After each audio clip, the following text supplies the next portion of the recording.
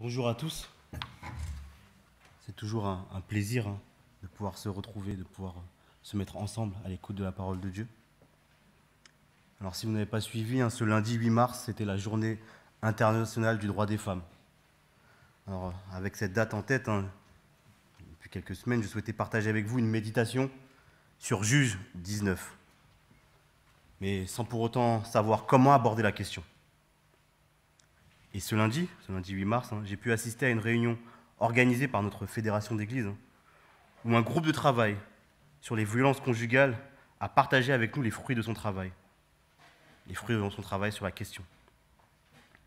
Et je me suis rendu compte qu'il y avait dans ce livre, c'est un hors-série des cahiers de l'école pastorale, violences conjugales, les identifier pour agir en église. Je me suis rendu compte que dans ce livre, en fait, il y avait une prédication justement sur Juge 19. Alors la prédication que je vous propose ce matin s'inspire fortement du travail du pasteur Paul Efona. Et si jamais vous voulez voir sa prédication, vous pouvez la trouver dans ce livre. Alors je vous invite à lire le chapitre 19 du livre des Juges. Lisons. À l'époque où il n'y avait pas de roi en Israël, un Lévite séjournait dans un endroit reculé de la région montagneuse d'Éphraïm. Il avait pris comme épouse de second rang une femme de Bethléem, en Juda. Celle-ci se fâcha avec lui. Elle le quitta et retourna chez son père, à Bethléem, où elle resta 4 mois. Son mari se mit en route pour la rejoindre et la convaincre de revenir. Il emmena avec lui son serviteur et 2 ânes. La jeune femme fit entrer son mari dans la maison de son père. Celui-ci, dès qu'il le vit, l'accueillit avec joie. Le beau-père retint son gendre, qui resta 3 jours chez lui. Le Lévite et son serviteur mangèrent, burent et dormirent là. Le 4e jour, ils se levèrent de bonne heure. Lorsque le Lévite fut sur le point de partir, son beau-père lui dit : « Mange quelque chose pour prendre des forces, vous en irez ensuite. » Tous 2 se mirent à table. Ils mangèrent et ils burent ensemble. Le beau-père dit au Lévite : « Accorde-toi un peu de bon temps. Accepte de passer encore la nuit ici. » Le Lévite voulait partir, mais son beau-père insista, tellement qu'il y renonça et resta une nuit de plus chez lui. Le 5e jour, il se leva de bonne heure pour partir. Son beau-père lui dit : « Restaure-toi d'abord, remettez votre départ à cet après-midi. » Ils mangèrent ensemble. Lorsque le Lévite voulut s'en aller avec sa femme et son serviteur, son beau-père lui dit : « Écoute, il se fait tard, l'obscurité arrive, dormez ici. Accorde-toi un peu de bon temps et reste encore cette nuit. Demain, vous vous lèverez tôt pour rentrer chez toi. » Cette fois-ci, le Lévite refusa de rester. Il se mit en route avec sa femme, ses 2 ânes et leurs sacs. Ils arrivèrent en vue de Jébu, c'est-à-dire Jérusalem. Lorsqu'ils furent près de la ville, le jour avait beaucoup baissé, et le serviteur dit à son maître : « Dirigeons-nous vers la cité des Jébusites, passons-y la nuit. » »« Non, répondit son maître, nous n'irons pas dans une ville étrangère où il n'y a pas d'Israélites. À cette époque, Jérusalem n'avait pas encore été conquis par le roi David. Continuons jusqu'à Gibéa. Il ajouta : « Tâchons d'atteindre Gibéa ou Rama. Nous passerons la nuit dans une de ces 2 localités. » Ils continuèrent leur route. Le soleil se couchait lorsqu'ils arrivèrent près de Gibéa, dans le territoire de Benjamin. Ils gagnèrent cette localité dans l'intention d'y dormir. Ils y entrèrent et s'assirent sur la place publique. Mais personne ne les invita à loger dans sa maison. Ce même soir, un vieil homme qui revenait de son travail au champ entra dans la localité. Il était originaire de la région montagneuse d'Éphraïm, mais il vivait à Gibéa, dont les habitants étaient membres de la tribu de Benjamin. Il remarqua le voyageur qui attendait sur la place. « D'où viens-tu et où vas-tu » lui demanda-t-il. Le Lévite lui répondit : « Nous venons de Bethléem, en Juda, et nous regagnons un endroit reculé de la région montagneuse d'Éphraïm. C'est là que j'habite et je retourne chez moi après un voyage à Bethléem. Personne ne m'a invité dans sa maison. Et pourtant nous avons de la paille et du fromage pour nos ânes, ainsi que du pain et du vin pour moi, ma femme et mon serviteur. Nous ne manquons de rien. » Le vieil homme lui dit : « Sois le bienvenu, je vais m'occuper de ce qui pourrait te manquer. Tu ne passeras pas la nuit sur place. » il le fit entrer chez lui et donna du fourrage aux ânes. Les voyageurs se lavèrent les pieds, puis ils mangèrent et burent. Pendant qu'ils se régalaient, des hommes de la localité, une bande de voyous malfaisants, encerclèrent la maison et frappèrent violemment contre la porte. Ils dirent au vieux maître de maison, « Fais sortir l'homme que tu as reçu chez toi. Nous voulons prendre du plaisir avec lui. » Le vieillard sortit et leur dit, « Mes amis, je vous en supplie, ne commettez pas ce crime alors que ce voyageur est mon hôte. Ne vous conduisez pas de manière infâme. Écoutez, j'ai une fille qui est encore vierge, et cet homme a avec lui une épouse de second rang. Je vais vous les amener. Abusez d'elle. Faites ce que vous avez envie, mais ne vous conduisez pas de façon infâme envers ce voyageur. » Cependant, ces hommes ne voulurent rien entendre. Alors, le Lévite saisit sa femme et la leur amena dehors. Ils la violèrent, abusèrent d'elle toute la nuit et ne la laissèrent qu'à l'aube. À l'approche du matin, la femme vint tomber à l'entrée de la maison du vieil homme chez qui son mari se trouvait. Elle resta là jusqu'à ce qu'il fasse jour.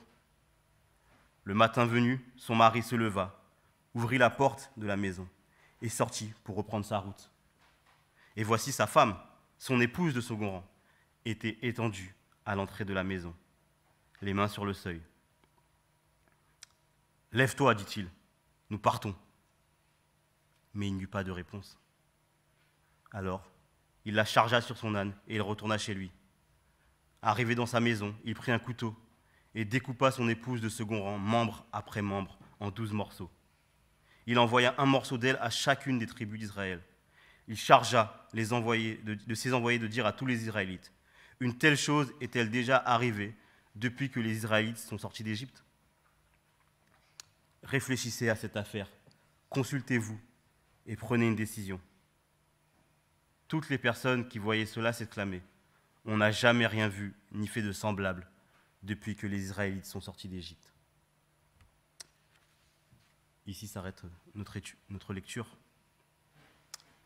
Alors, dès le début du chapitre, on nous rappelle qu'à l'époque, c'était une époque où il n'y avait pas de roi en Israël.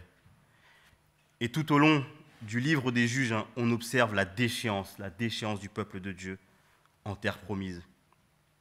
Si les premiers juges étaient respectables, que le peuple se repentait régulièrement, nous l'avons vu il y a 3 semaines, lorsque Dieu envoie le dernier juge qui nous est présenté dans le livre, le peuple ne s'est pas tourné vers Dieu pour réclamer un sauveur. Et ce sauveur que Dieu a envoyé, Samson, a une attitude plus que douteuse.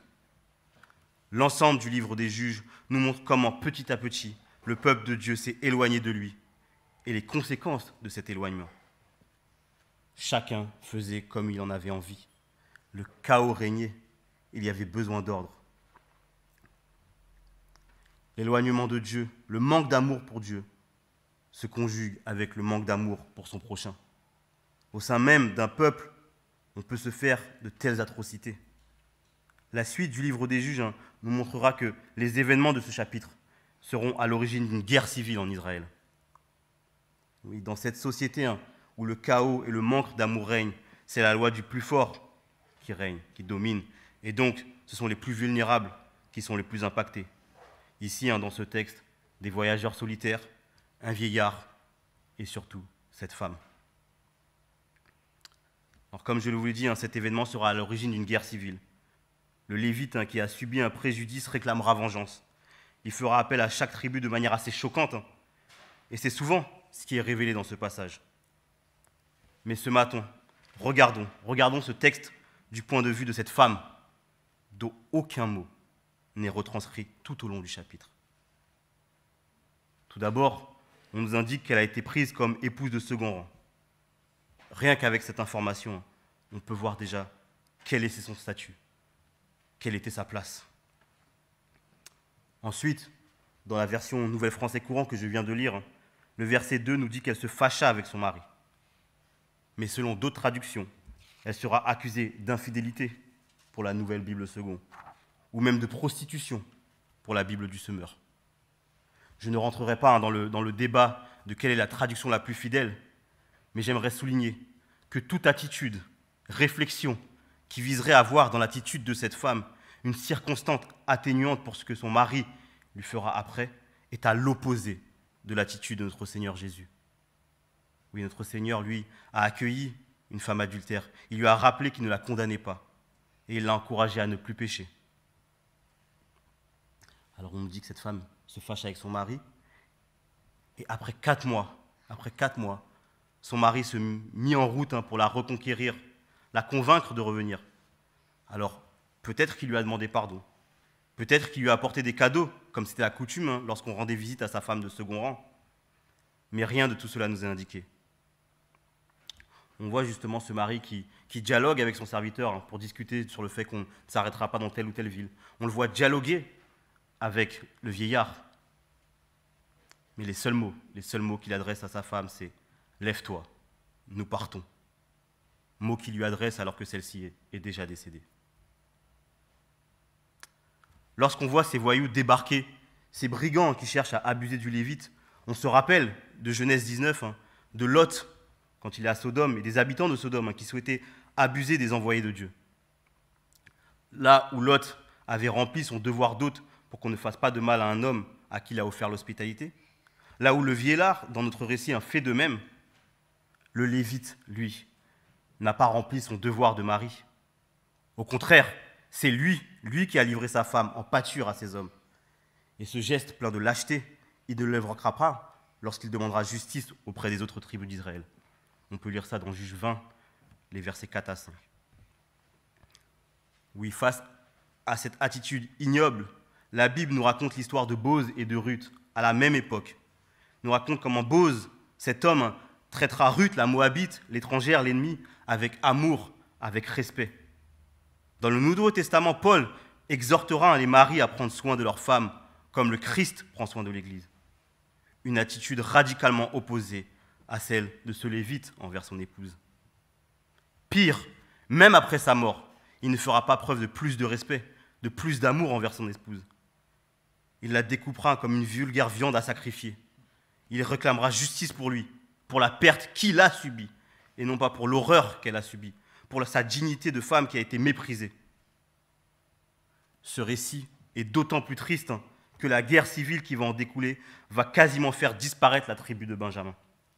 Et pour éviter cela, on autorisera les hommes de cette tribu à capturer des jeunes filles, les violenter, les marier de force, afin de repeupler la tribu de Benjamin. La lâcheté d'un mari a causé des souffrances non pas à une seule anonyme, mais à des milliers. Alors cet anonyme sans voix nous rappelle ces centaines d'anonymes qui meurent chaque année en France sous les coups de leurs conjoints ou de leurs ex. Elle nous rappelle ces milliers de femmes anonymes qui subissent aujourd'hui violences physiques, psychologiques, spirituelles au quotidien. Ce passage nous montre que Dieu n'est pas dans cette violence. Dieu n'est pas dans ce manque d'amour. Ce passage qui arrive à la fin du livre des Juges nous montre la déchéance totale de ce peuple choisi par Dieu. Dans le peuple de Dieu, la femme a une voix, la femme a une dignité, la femme n'est pas au second rang. Dans le peuple de Dieu, la femme est l'égale de l'homme. Aujourd'hui encore, il peut être tentant de la reléguer au second rang, parfois même en tordant le sens de certains passages bibliques. Oui, dans ce livre des Juges, où la déchéance du peuple s'accompagne du mépris de la femme, il est bon aussi de se rappeler qu'une femme a été juge. Une exception, mais également un signe d'espérance. Oui, nous voyons, il n'y avait pas de roi, mais sous la souveraineté de Dieu, chacun ne fait pas comme il a envie. Mais hommes et femmes sont appelés à se soumettre les uns aux autres, à vivre en tant que disciples dans l'amour. Et Jésus nous dit que l'amour, et là je cite mot pour mot le pasteur Paul Efona, qui m'a inspiré cette prédication, il nous dit que l'amour n'abuse pas, ne maltraite pas, ne frappe pas, n'instrumentalise pas, n'exerce pas d'emprise sur l'autre. Bref, ne déshumanise pas. Frères et sœurs, j'aimerais vous laisser avec cette question. Nous venons de voir cette violence faite aux femmes au sein du peuple de Dieu il y a bien longtemps. Cela a fait écho à ce qui se passe actuellement dans notre société. J'aimerais vous poser cette question. Qu'en est-il dans nos églises? Père éternel, tu nous rappelles que tu es souverain, que tu es le roi dans nos vies. Nous ne sommes pas appelés à faire comme bon nous sommes. Nous sommes appelés à te servir, à t'aimer et à aimer ceux qui nous entourent. Père éternel, aide-nous à aimer notre prochain, à le voir comme un être humain, comme un égal, Père éternel. Nous avons besoin de ton esprit. Aide-nous. Amen. Et frères et sœurs, nous avons parlé des violences faites aux femmes, des violences conjugales. Alors bien qu'elles sont minimes, il y a aussi des violences envers les époux.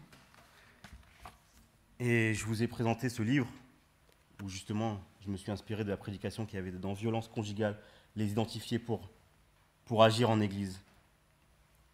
Oui, nous pouvons faire des choses, nous pouvons mettre des choses concrètes en place pour briser ce tabou, pour libérer la parole, pour sauver des vies. Alors avant de commencer mon message, j'ai partagé avec vous mon envie de parler du sujet, sans vraiment savoir comment m'y prendre. J'ai partagé avec vous que je me suis aidé et inspiré du travail d'un frère plus expérimenté. Sachez que pour mettre en place des choses dans notre Église, nous ne sommes pas seuls. Nous pouvons nous appuyer sur nos frères et sœurs de notre fédération et notamment du groupe de travail qui a traité la question des violences conjugales. Et nous pouvons bénéficier du fruit de leur travail. Sur le site de la fédération, de la FEB, ils ont mis à notre disposition un certain nombre de ressources. Brian, si tu veux bien les afficher. Ensemble contre les violences conjugales. Quand vous descendez, vous trouvez une partie ressources. Et il y a plein de choses. Et il y a notamment une charte que je vous propose de lire. Je peux mettre la charte. Je lis avec vous cette charte d'engagement contre les violences conjugales. Notre Église identifie la violence conjugale comme l'agression d'une personne dans le contexte d'une relation de couple. Cela inclut la violence physique, sexuelle, psychologique, spirituelle, émotionnelle ou financière. Notre Église affirme que la violence conjugale, dans toutes ses formes, est inadmissible, injustifiable et irréconciliable avec la foi chrétienne. Notre Église reconnaît que la maltraitance conjugale est un problème sérieux qui se produit aussi bien dans des couples chrétiens que dans la société en général. Notre Église s'engage à écouter, soutenir, orienter et prendre soin des personnes victimes de violences conjugales. Notre Église accorde toujours la plus grande priorité à la sécurité des femmes et des enfants victimes de la violence conjugale. Il y a aussi, il y a aussi des hommes. Si tu es un enfant et que tu es témoin ou victime de violences à la maison, parle-en à notre référent. On verra au point 10 ce qu'est le référent. En parler n'est pas manquer d'amour envers la personne qui vous maltraite. Toi ou tes proches, tu as le droit d'être protégé, de vivre en sécurité. Notre Église croit en un Dieu de justice et d'amour. Notre Église enseigne et cherche à vivre l'égalité homme-femme, créés tous deux à l'image de Dieu. Notre Église joue son rôle en enseignant que la violence conjugale est un péché. Elle s'oppose aux enseignements que l'on tire de la Bible dans l'intention de justifier ses comportements ou minimiser les différentes formes de maltraitance. Notre Église fait connaître aux victimes les associations d'aide et les ressources existantes pour les accompagnements. Notre Église s'engage à permettre la formation de personnes référentes sur ce sujet, à sensibiliser ses membres sur cette question. Dans cette Église, voici les coordonnées de la personne à contacter si vous avez des questions ou si vous souhaitez un accompagnement en toute confidentialité, en lien avec cette douloureuse question de la violence conjugale. Vous voyez ce document qui peut très facilement être repris en Église, où on peut être signé, qui peut être signé aussi par l'ensemble de l'Église. On a parlé d'un référent sur le site de la fédération. Il propose une formation pour ce référent, une formation à l'écoute, à l'accompagnement. Nous avons aussi ce numéro le 3919, où nous pouvons appeler. Il y a des prédications, comment enseigner en Église. Il y a des flyers. Je vous ai parlé de ce hors-série des cahiers de l'école pastorale. Il y a également cette brochure qui est à disposition sur la table. Vous pouvez peut-être, en sortant par là, refaire peut-être le tour pour aller en prendre quelques-unes. Ensemble contre les violences conjugales. On nous aide peut-être à les identifier. On a des numéros. On parle aussi du conjoint maltraitant. On reconnaît sa responsabilité, on reconnaît aussi qu'il a besoin d'être aidé, qu'il y a des psychologues, qu'il y a des professionnels pour l'accompagner. Oui, la fédération a mis à notre disposition des ressources allons-nous les utiliser? Oui, frères et sœurs, je vous ai parlé de la violence conjugale. Ce n'est pas pour que nous devenions parano et commençons à la voir partout. Non, c'est pour vous rappeler que la violence conjugale, c'est un fait dans notre société et malheureusement dans nos églises. Nous pouvons fermer les yeux. Nous pouvons aussi agir individuellement, hein, et peut-être découvrir notre impuissance. Je l'ai vécu. Mais nous pouvons aussi agir ensemble, en Église, avec l'aide de Dieu, pour ne pas rester indifférents face à ce mal. Et c'est ma prière pour notre Église. Amen.